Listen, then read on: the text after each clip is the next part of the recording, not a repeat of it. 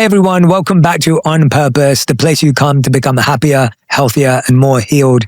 Today's guest is someone that I've been really looking forward to having in the seat.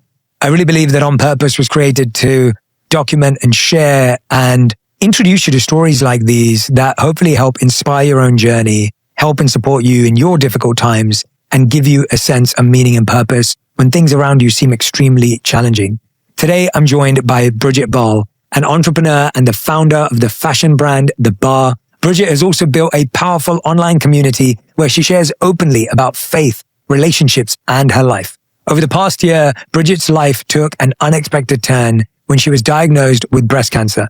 Since then, Bridget has continued to share her journey with honesty and resilience, speaking about how experiences like this can reshape what truly matters. Please welcome to On Purpose, Bridget. Bridget, it is such a joy to have you here. I've been looking forward to this for so long. I want to first of all say how grateful I am that you made the trip over here. You just mentioned to me as we were walking here, this is one of the first times you've really been out of your home. I'm so thankful and appreciate you so deeply for coming. Thank you. Oh my gosh, thank you. I feel so cool that you wanted to have me here. Woo! Yeah. So thank you for getting me out of the house and pushing me a little bit, because I do believe that we can help people. And yeah, I'll get more comfortable. Don't worry. You're doing great. You're doing great. You always have the best energy. When we met last time, it was like, you just effortlessly create such a safe space for everyone around you. I wanted to ask you, for those who may be meeting you for the first time, who are hopefully in my community learning about you today, how would you describe this chapter of your life and where you are right now? I'm really trying to unpack everything that's happened in the past 15 months of being diagnosed with breast cancer, chemo, radiation, surgery, all of those things. And I think I was just so insanely sick for most of the time, especially during the chemotherapy portion of it, that I wasn't really present or unpacking any of it then. You're really in survival mode. It's day by day. You're like trying to get through to the next moment. You know, I used to say like day by day. And at one point someone said to me, hour by hour, like you're that sick. So I feel like I'm unpacking a lot of it now. So I'm definitely really raw right now. It's not like this thing that I've had years to reflect on and see how this has all changed. Like this is kind of happening now live in real time every day. And it's really beautiful. And like, I don't know, like there's just so many good things that came out of this. Like it's kind of crazy to think about. I really admire you, Jay, and like what you do, and you really change people's lives. And before this, you know, I had a fashion career before I was on Instagram, and I've been an influencer. You know, before that, I was a fashion PR girl. I saw you went to the Saint Laurent show recently. I did PR at Yves Saint Laurent for years. I lived the whole Devil Wears Prada life. I feel like I've had a few fashion lives, and I feel like everything was really like that movie in the sense where it was like belts and like crying and drama. And I really appreciate the discipline and everything I learned from that chapter of my life. But I never really knew that I would have an opportunity to save someone's life or, you know, speak out about something so relevant in women's health that I could really change someone's life or save someone's life, which people have wrote me and said like, wow, Bridget, I went in, I got checked because I've been watching your Instagram and I have breast cancer, but I have stage 1 and I'm not going to have to go to chemotherapy. And so I just feel really like honored, and I feel like to whom much is given, much is expected. So I feel like I'm just trying to really honor the moment and do the best I can. And I'm really excited to meet some of the people and the women I've talked to. And one thing I remember like walking into chemo, and like I found this quote and I really try to live by it now, but it's what's the best thing that can happen. So it's like, yes, I don't have anything figured out. Who really cares? Do you know what I mean? Like, what's the best thing that could happen? Let's see what God has for me, instead of me trying to always figure it out and find the husband and put the guy in there. It's like, just like let him do something, you know? And like cancer has a lot to do with like control and the illusion of control. And like, it really strips you of that. I was a control freak. I think I still am a little bit, but like, you don't have control over it. Like it takes that away from you. So it's like all you really have is like your mindset and your hope and your faith. And like, that's all I ever really had. Exactly. Even before cancer, I just thought I was in control before. But now I know, unfortunately. I hope that answers the question. It does. It's such I want to take a moment to just acknowledge how inspiring I think you are, because I've had many friends who've gone through the battle with cancer, and I know how hard that is, let alone having to document it and share it. And you did that. You brought everyone in your community on that journey with you. And I can't even begin to imagine how difficult it is to go through what you've been through and document it and share it. And like you said, so many people have become inspired by it. So many people have become saved by it. So many people have become aware of, what you go through and what others go through during this time. I wanted to ask you that. Now, I saw you on Instagram, and I was just talking to Mike right now, but I saw on Instagram that I think you have 2 more treatments left, but he was saying 1 more now. Yes, he just told me yes. the other day, did for me. 1 more treatment left. Like, what does it feel like to be at this stage? As you said, you're not years away from it yet. It's not. Talk to me about what goes through your mind right now. Yeah, right now I think I'm dealing with a little bit of grief. Where during, people would ask me like, "Oh, you're grieving your old life," and like I said, I was too sick to think about all of that. Like, you're really so sick, and that was one thing I struggled a little bit with sharing, because I really wanted to share it, especially after one person even wrote me back and was like, "You saved me." Like, I would not have gone. And then I was like, okay, this is my purpose, and this is the only way I can understand it and make sense of it, that I can help someone else and I can keep someone else out of chemotherapy, because I had a terrible time with chemotherapy. Like, I went in super positive, which was kind of funny, because I was like, I can do it. Like, with God, I can do all things. And I did do it, but it wasn't what I pictured the experience to be. But I think right now I'm definitely starting to grieve, because I think right now I'm starting to feel better, and I'm starting to feel safe. And I'm starting to feel safe in my body. And I think there's only so much I could tolerate at once. And when you're so sick, I don't think my mind could really open all those doors at the same time. There's survivor's guilt is such a big thing, because I'm also like grieving, but I'm like only letting myself grieve for 15 seconds at a time. And I'm like, oh, I should just be so happy that I'm alive. Like, so many people don't live through this. I'm so lucky. But so like, I'm trying to figure out those sort of things, like the balance of like honoring what I went through and honoring that was hard. And that's okay. That was really hard, but also like I lived. So I don't know. I'm struggling a lot with that right now, the survivor's guilt, because even when I went to ring the bell, like I didn't want to do it. I don't know why. You would think you would be so excited to go and ring the bell, and you can ring the bell at any time. You can ring it at the end of your chemo, at the end of your radiation. I just kept putting it off because I think I wanted to ring it when I felt like, okay, I'm going to feel a little bit better after I ring it. So I waited and waited and waited. And then the day I was meant to do it, I told my husband, Mike, I said, I don't want to ring it. I don't want to ring it. And the only thing that got me to ring it was I was like, maybe it's not about me. Maybe every time I would be at treatment and I would hear someone ring it, it would spark such a joy in me. And I would be like, yes, like so happy for that person. And so I was like, maybe that's why I have to ring it today.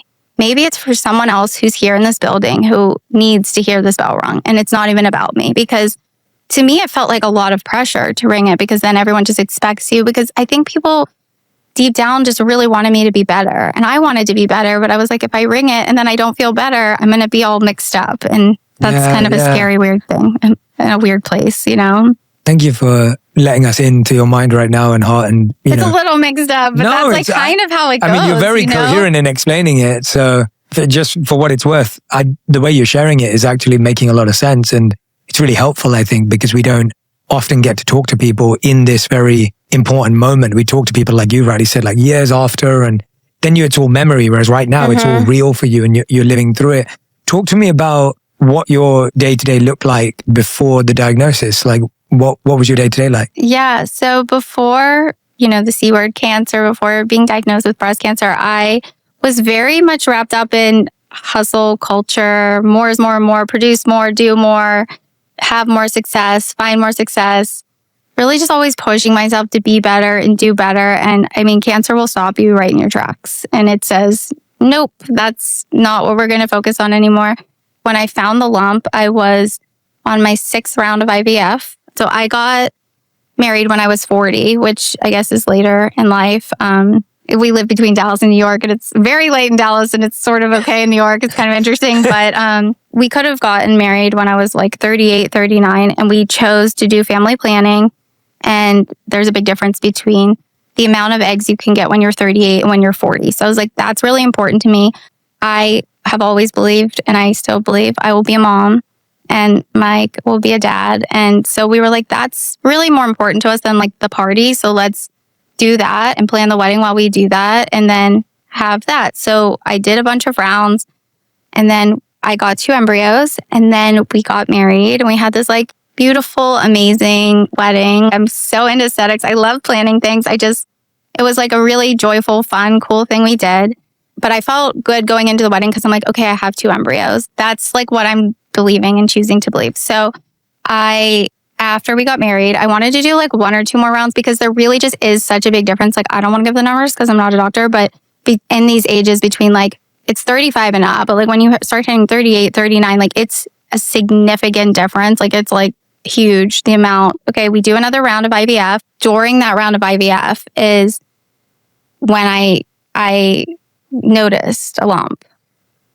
And I was like, it's really crazy because when I found it, it was, and I'm a petite person, it was bigger than the size of a golf ball. So, and I wasn't sure that I even could feel it because, you know, we grow up like, or I grew up with a single mom. And I remember in our shower, she had this little thing on your shower and it was like these hand sketches of how to do a self-breast exam. So, you know, I was doing it. You never really knew, or I really knew if I was doing it right or whatnot, but I felt something. I live with a doctor, so I'm like, hey, feel this. What do you feel? And he's like, oh, I'm not sure either. Like it was bigger than a golf ball, but it was so far deep in me. And I have dense breast tissue. It makes it harder to feel for lumps. And I had always read that it would feel like a hard marble. And it can feel like a hard marble, but mine did not. You couldn't tell for sure if there was something or not. In my mind, of course, every woman would think, oh my gosh, is it breast cancer? But I grew up in a pretty big family. My mom has 5 sisters. My dad had 3. Both of their mothers. No one has breast cancer. No one had cancer at all. And I don't have the BRCA gene. So it wasn't super high on my radar that like this is cancer. And it's very easy on a flag to just be like, I'm sure it's not. I'm sure it's the IVF medications. I'm sure it's a cyst. I found it, or I felt something, and it was on my mind, and I knew I was going to see my fertility doctor the next week. So we go in and I tell him, and he's like, okay, like you have to go in for a mammogram. I'm seeing this like every week. And I was like, oh, okay. Like I still just, I'm kind of like positive, and I was kind of like, I'm sure it's fine, but like, you know, yeah, of course I'll go. So I go in for my mammogram the next week, and while I did my mammogram, I could start to kind of feel like something was going on, and they could feel it, and they were looking at it. And then they asked me that day, like, will you stay for your biopsy? Which is like odd, you know? And I was like, okay, something's wrong. And I could kind of just feel something was wrong. So I stayed for the biopsy, and I've been blessed with angels this whole time. Like I've had a lot of angels come into my life and just like really help me. And it was just the sweetest radiologist ever. And she was just talking to me all about our wedding. She's like, I went on your Instagram. It was so beautiful. And she was trying to distract me. I could tell like she was really trying to comfort me. And all of a sudden I just looked up at her and I was like, am I going to die? And she said, I think you're going to need some chemotherapy, because she could tell I had swollen lymph nodes, which means it's traveled likely. I mean, she couldn't tell. She was biopsying my lymph nodes and my breasts. So she said, you know, I said, my first question to her was, am I going to die? And my second question very shortly after was, is all of my hair going to fall out? Which is kind of interesting. Do you know, like, am I going to die? And is all like back to back? I think that says a lot about women and our identity and just where I was in my life. I had this beautiful wedding and I had this wonderful husband, and now I have breast cancer, and I was family planning, and, you know, it was never like this perfect situation. I was open about doing IVF on Instagram because that just, to me, it's like, I don't know how I could not talk about that. It's very consuming, you know, and I wanted to be upfront about it. And then now I'm like, oh my gosh, I have breast cancer. Like what? Like, yeah, so I don't remember what we're talking about. No, you're doing amazing. Don't stress at all. Like, thank you for giving, you know, the amount of detail. I feel like I'm living it with you, and it's helpful because, again, like I think, like you said, I'm sure there's so many women who feel something and aren't sure and let it go, or, you know, like you said, a lot of us are positive about things, and we want things to just be good and probably won't happen to us, and then all of a sudden you realize. And I remember seeing you posted this on Instagram. I'm bringing it up because we'll put it up as well in the edit, but you put it up where it's I think you FaceTimed Mike to tell him about this. And you had, you posted, our husband's reaction to finding out I have breast cancer. What was, after the first two questions you asked, what was the first thought that went through your head? And then was Mike the first person that you called as well? Yeah, I mean, I was texting him the whole time I was there. It was actually really interesting. You could see our wedding venue from like this room they had me wait in. And I was just like, what's going on? Like, this isn't how it was supposed to be, And I was just spinning. Like, I don't really even remember that much of that day. One of my thoughts soon after was, I'm so glad it's me and it's not my mom and it's not Mike, because at least I could do it. At least I had to go through it and be strong. I would have found that so much worse to like I would have rather been the one going through it than like, I don't know. I can do it. So, wow. I mean, I didn't want to do it, but you kind of don't have a choice, right? So it's like, what are you going to do? And like, I got saved like 10 years ago. I mean, I grew up Catholic school, checked all the boxes, did all the sacraments, but like, I was just sort of checking boxes. Like now I'm like, in constant comms with God. Like, he is sick of me. Like, he's like, this girl, like, oh my gosh. Like, we know, Bridget, it's like downloading, texting all day. He's probably like leaving me on red. Like, we got it. Like, it's just a lot, And I'm just like, I feel like I have that relationship, and that's like what changed for me. And from like, I went through a phase in my life where I felt like I really hit rock bottom, and I just went to God in a really sincere moment and was like, okay, my way doesn't work. I'm finally ready to admit that. Like, I want to try it your way. And it was just like this sweet little moment of surrender. And I was living at home with my mom in Pittsburgh. I had this life, right? Where I grew up with a single mom. I watched her struggle my whole life. My dad left when I was 4. And I watched her struggle with money and things. And I was just like hell bent on like, I am not going to live that way. I am going to move to New York City. Had never been to New York City. And make it. And I'm going to work in fashion, and that's what's going to happen. And I went with $200, didn't know a soul, kind of didn't like it when I got there, but I had said so many times I was living there, I had to stay. I couldn't even get a bank account. I remember, I was like, why won't you take my money? They're like, you don't have any. Like, you're a risk. You're a liability. Like, we don't want you. And I was like, wow, I can't even get a bank account. I just worked and worked and worked and like outworked everyone and just kind of got where I wanted to be. And I got really immersed in that world and fashion. And I had a wonderful boyfriend at the time. I was living in this wonderful apartment. Really nice. It was his, not mine. He was great. It was just, I wasn't great. Like I remember I like had this moment of like, I've gotten everything I set out to get. I'm living in this apartment. I'm wearing this YSL outfit. I'm like a publicist at Yves Saint Laurent, and I feel completely empty. And why? I got everything I wanted. And it was such a...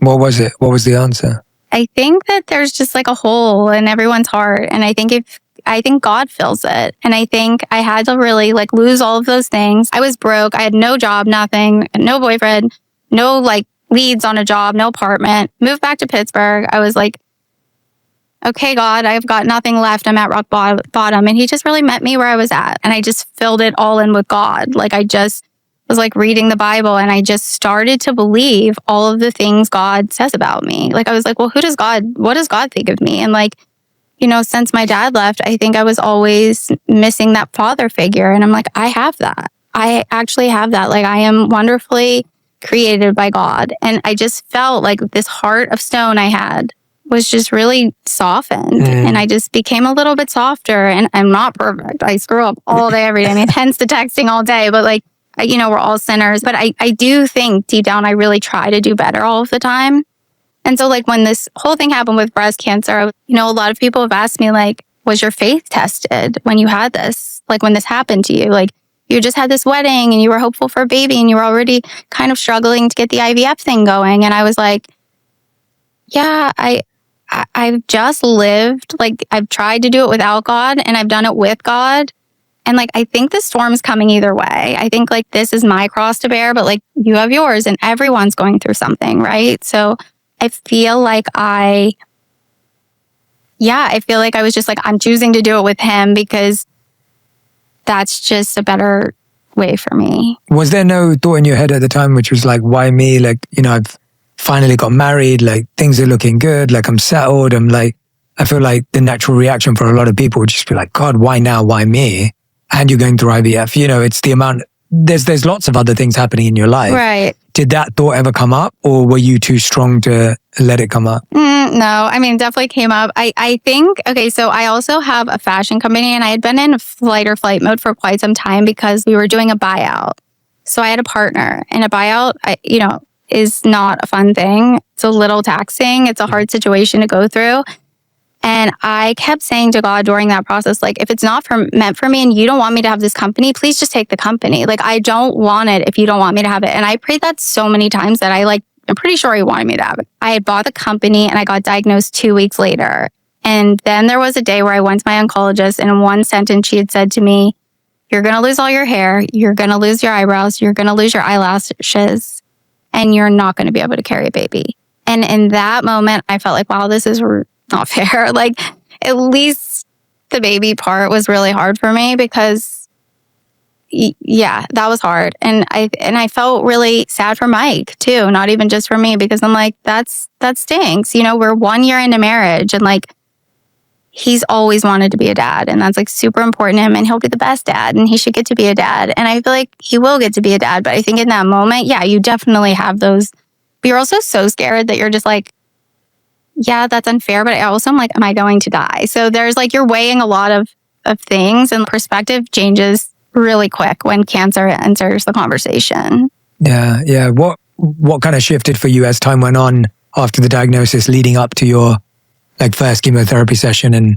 getting ready for that and preparing yourself for that? Like, what was going through your mind as you got ready and prepared? Yeah, so I had kind of a bit of time because my cancer was hormone negative. I was able to do one more round of IVF.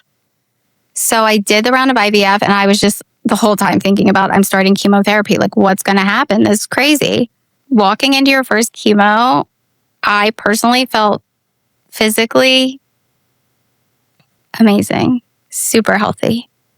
I went to Pilates the day before. There's a lot of things you have to do. Felt a little bit like a ritual or something. You have to get your nails taken off. You have to get your hair extensions taken out. You're kind of like removing all these things. But I was like, I'm going to go to Pilates and work out. I felt great.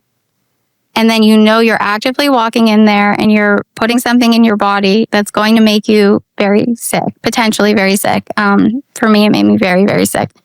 And to know, in order to survive, I have to do that. And I have to be like, okay, here we go. Put it in me, And I think that was strange and a bit weird.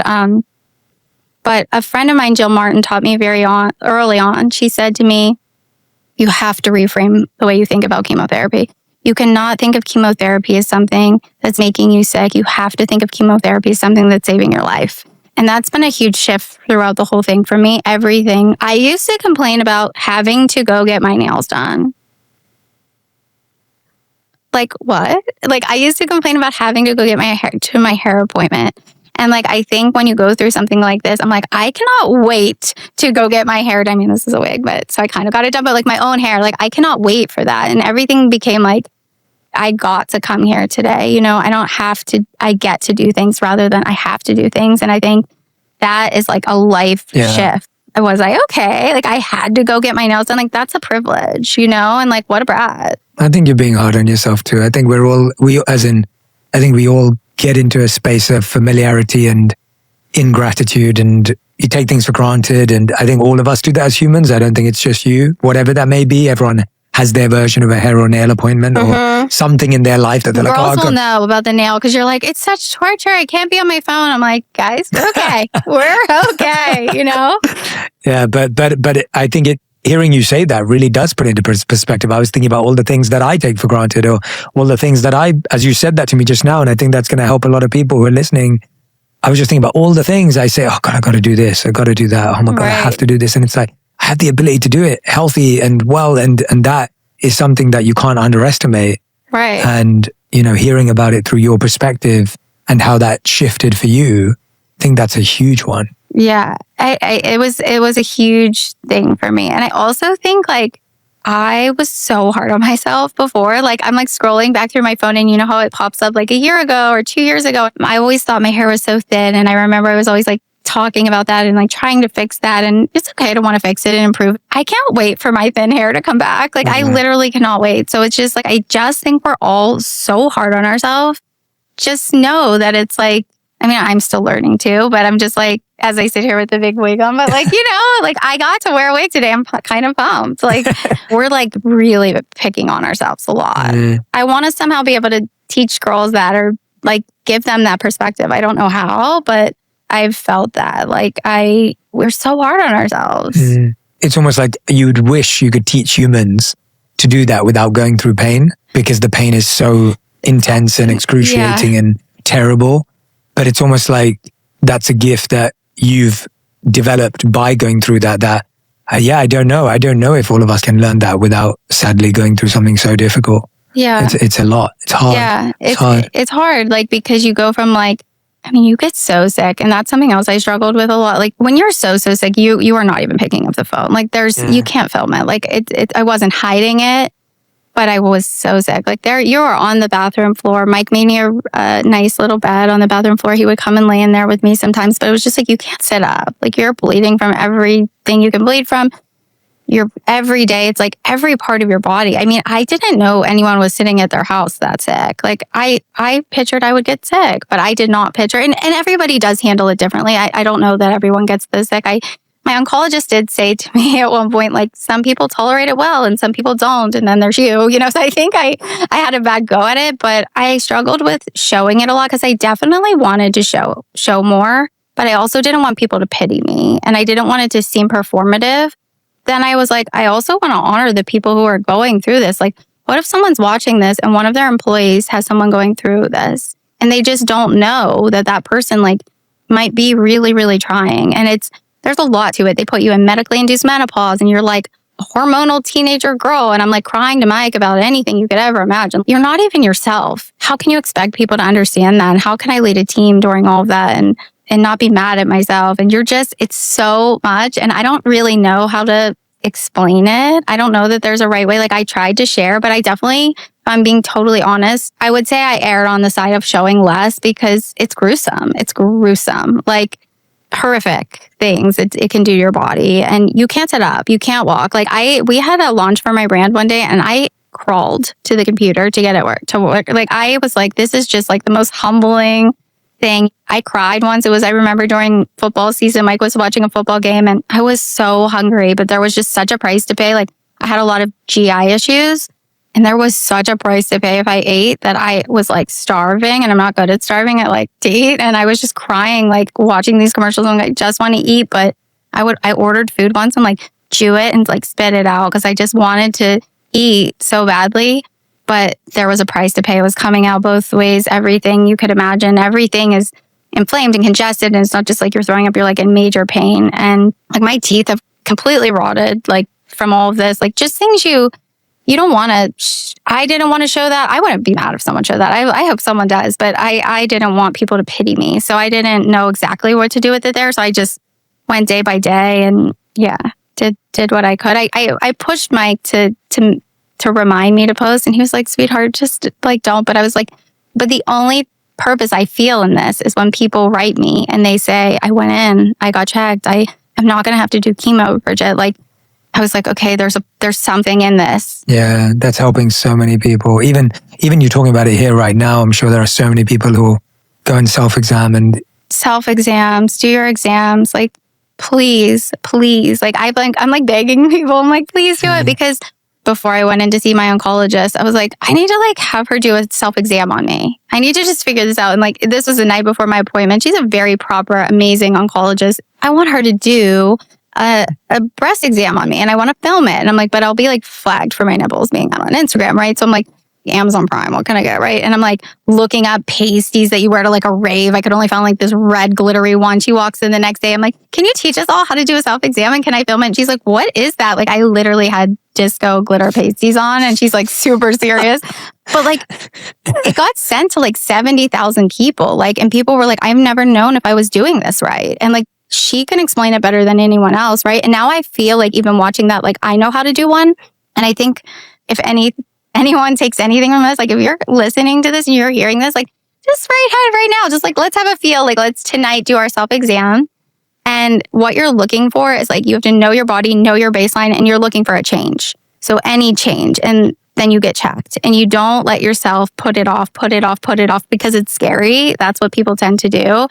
But there is no no instance with this where finding out sooner is a bad thing. You know, it can definitely keep you out of chemotherapy. It can keep you at a lower stage. Like it's so important. So yeah, go in, get checked, and just watch my video that I made and see me in my disco, rave party outfit. What does beauty mean to you today? Oh, I'm working on that a little bit. Like